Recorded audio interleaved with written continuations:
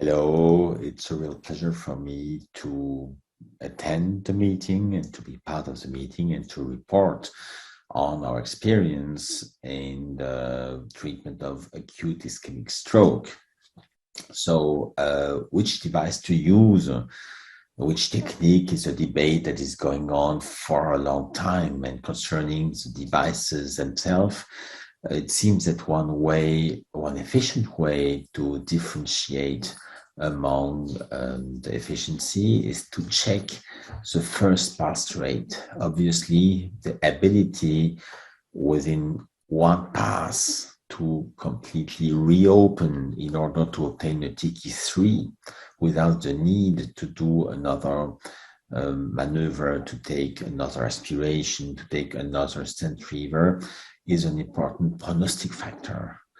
And this allows to compare the different devices amongst themselves. This is the first publication about this topic that was initially done by Osama Zaidat, where he checked on the results in a stroke registry in the US and found out that when using a balloon guiding catheter, the efficiency, the first pass effect obtained with the solitaire was of 25%. And he looked at also for other devices when handling the Cerebral, the first pass effect was of 23%, which fits also with our experience. In our experience, we've been using the different devices and we obtained the best results when solitaire is being used. However, there might be some important points to consider how to position the stent retriever, which may be a bias, probably more in inexperienced operators. Look at this situation here. This is basilar bifurcation with the thrombus obviously occluding the right superior cerebellar and potentially the right posterior cerebral artery. Indeed, there was no PCOM here, so the clot was occluding both arteries. The operator who did this procedure placed the stent retriever in the left PCA, which is not the artery to recanalize. So in this situation, there's a wrong placement of the stent retriever in the artery which is not occluded, and the fact that this does not enable to reopen the right PCA is not really surprising. So failure of first pass, should it be counted here? I'm not sure. Second pass, indeed, the correct artery was accessed, but look at the length of the solitaire. This is the end of the solitaire. Here's the proximal part. Obviously, the device has been placed very much too proximally. It should have been placed more distally. So again, I'm not surprised that it was a second failure. And indeed, only the third pass, the device was placed in the proper artery, in the proper position, and this enabled to reopen. So this patient is not quoted as first pass effect, but probably the problem is more related to the technique used rather than the stent retriever itself. So thrombectomy, there are a lot of discussions and studies going on whether it should be done for low aspect, low NIH. And here is, for instance, one patient where you may have concerns whether it should be treated. He came in acutely with acute diplopia, nothing else. And usually, if I see a patient with acute diplopia, we think of an aneurysm of the posterior communicating artery that just developed, that compresses the oculomotor nerves. But he did have any aneurysm. And if you check at the arteries, the PCA is coming from the arterial circulation. It seems all more or less fine. However, this is a bit strange. Is this an aneurysm? Or what could it be? Here are the reconstructions of the CT angio. And definitely there is not an aneurysm of the basilar tip. It's a P1 segment, which is distally occluded.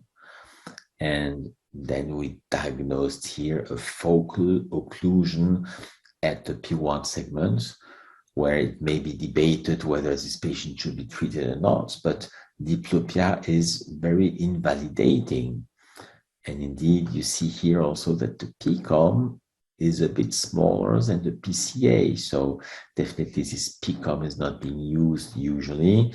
We placed the stent reaver, retrieved thrombus here, which is not there anymore. And look at the lateral view here of this perforator that reappeared and that was not visible before.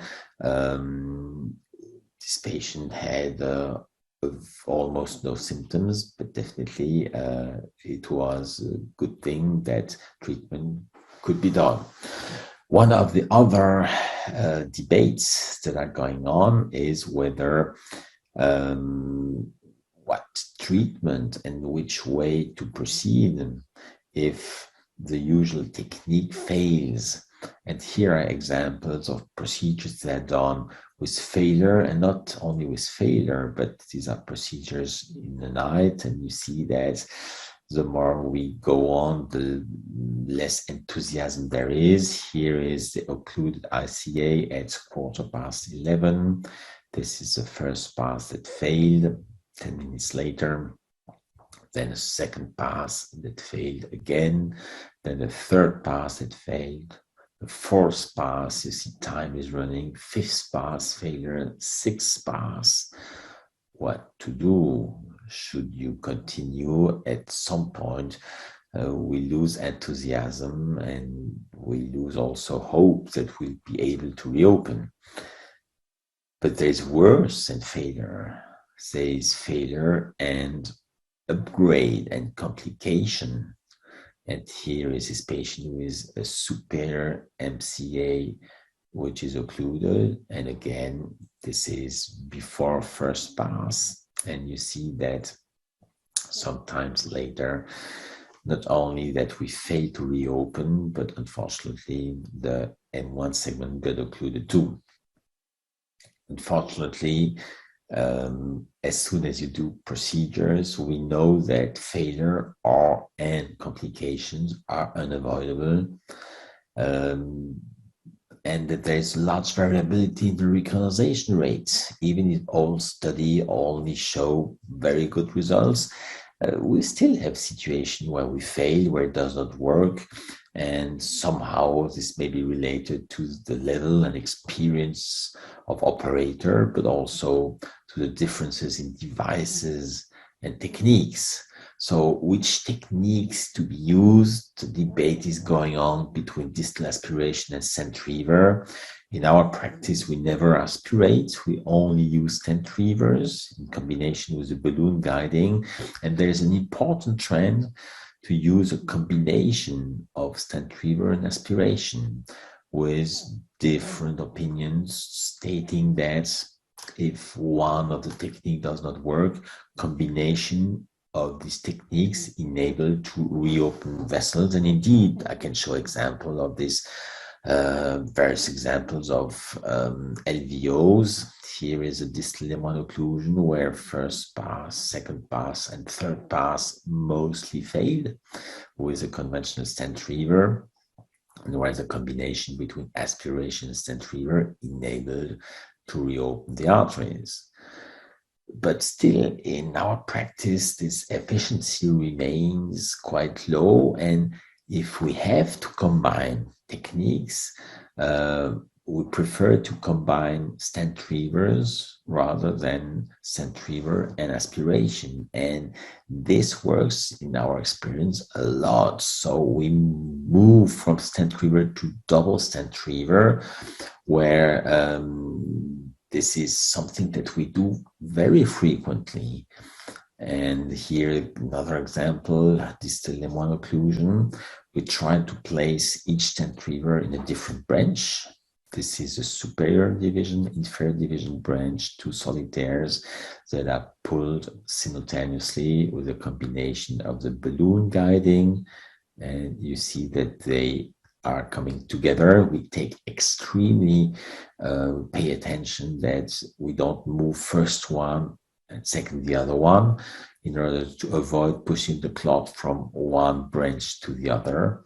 And you see that if retrieval is done this way, then the ability to reopen is high. And in our practice, the moment when we do this procedure of using two stent retrievers has been evaluating with time. Some 10 years ago, we only dared to do so after 4 or 5 maneuvers. And then we've been bringing it down to 4, then to 3, then to 2, meaning 2 single passes with a solitaire failure, double solitaires. But since 2 years, all strokes that we treat for carotid T and M1 are done primarily with the use of a double stent retriever. And the rationale, the reason to do so is that the efficiency is extremely high. And here's an example, again, M1 occlusion, but directly we take two systems that we place ideally into both MCA division branches. Here is a simultaneous retraction, and because of both stent retrievers, we see that the balloon guiding is very often pulled up, which increases a lot the aspiration. This is here 8 French balloon guiding, where in this position the efficiency is much higher than in the proximal ICA. And stent retrievers are taken back, and to have a complete reopening, Marta from our team just checked the results in nearly 200 primary double solitaires, where the first pass effect is close to 60%. So combination of devices is usually for carotid T and M1, but we have some situation of distal where we try a single stent retriever, and after trying it several times, if it still fails, then you may see here's a clot. Here's one superior, one inferior division branch, and after failure of the usual technique, finally put a small device inside superior and inferior division branch, and this enables to reopen it completely. You see all branches that were missing because of this. So what to do in case of still persisting occlusion after double stent retriever? There have been some attempts to bring a specific stent retriever for white clots, and indeed in some situation it has worked. I think the most common way to proceed is still to go on for stent PTA. And here are some examples. We all know those patients where we have an occluded MCA, where we go on with one or different stent retrievers, where we reopen, but it looks good. But if we wait, we progressively lose the artery again. So we may redo a procedure, but even if you redo as it was done and reopened, you see that after some time of waiting, the vessels reocclude. Definitely there is a focal lesion. We need to do something else. And here we did another attempt, but we did not leave it like this. And then we add a PTA followed by stenting in combination to integralin, to anti-GP2B3A. So should we do it? Is it correct to do so or not? There is a growing literature that shows the interest in doing so. First, there was this paper from Korea with 46 patients having acute stroke due to a decompensated stenosis. Some were treated by PTA alone, some by PTA and stent. And the number of recanalization was very high. And you see in patients where recanalization was achieved, the clinical outcome was significantly better than in patients where there was no recanalization. So definitely in patients with an underlying stenosis, it's better. The outcome is better if the stenosis can be reopened. The goal is to reopen the vessels. Keeping the vessels occluded is not an issue. But what about persisting occlusion, even if the occlusion is not due to a thrombus, not to a stenosis, but if the occlusion is due to a thrombus? And sometimes it may be difficult to differentiate thrombus and stenosis. Look here, this really looks like a stenosis, but after placing one solitaire, you see that it was completely reopened. However, we have now studies evaluating placements of stent after PTA in failures of thrombectomies. Here is a study here. We're using the EMBO trap, 200 thrombectomies, 26 failures. And from those 26 failures, about one half were left untreated, one half had a rescue stenting. So the outcome between both groups was very different. The outcome was here either 21% in the non-recanalized or versus 66% of good clinical outcome. This is a lot. So definitely it's much better to be able to reopen, which is possible with a stent. Other study, again, Korea, 208 thrombectomies, 45 failures. Those 45 failures were either left untreated, 28, or rescue stenting, 17. And the difference between both groups is again very important. Vessel left occluded, 7% of good clinical outcome. Vessel reopened with stent, 35% of good outcome. And again, a very high difference in mortality. So another study, 46 failures. Out of the 46 failures, 23 left untreated, 23 rescue stenting. And you see that those are the patients with successful thrombectomy, those are the patient with failure, and in the patient with a stent, the outcome was almost as good as in the patient where recanalization could be achieved. Something similar here, 448 failures, 100 left untreated, 48 rescue. And if we compare the good clinical outcome, this is successful thrombectomy, this is failed thrombectomy, and this is thrombectomy after PTA stent in case of failure. Somehow it is better, even if it's not as good as patients that can be reopened by thrombectomy alone.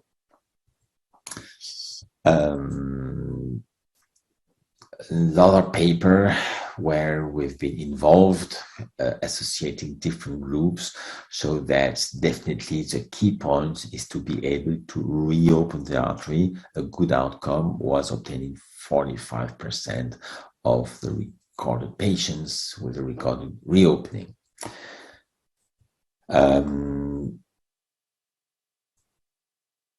So rescue stenting in case of persisting failure. And I think that I'm done with this. I would have loved to talk about distal thrombectomy. Distal thrombectomy is something that may work. We have a very large and positive experience in doing so, even if it's something which is highly debatable. But I think we'll take the opportunity to discuss about this another time. So definitely very high first pass rate with a solitaire, and when using two solitaires, a much higher rate as a bailout, double solitaire if not used first, or PTA and stenting. Thank you very much.